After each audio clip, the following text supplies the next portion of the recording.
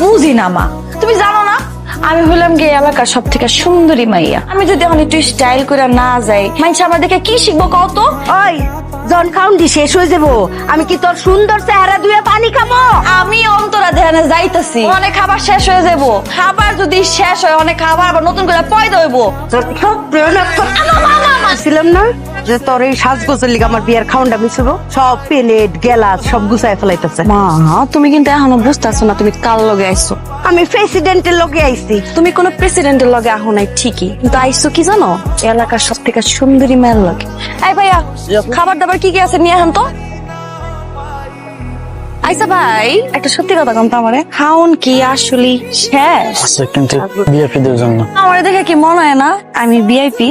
কোনোভাবে কি মনে হয় না আমি ভিআইপি ট্রিটমেন্ট পাইতে পারি? পাবে। বাবু হ্যাঁ তো দাঁড়ায় আছেন কেন? হ্যাঁ জলদি যান। বসেন।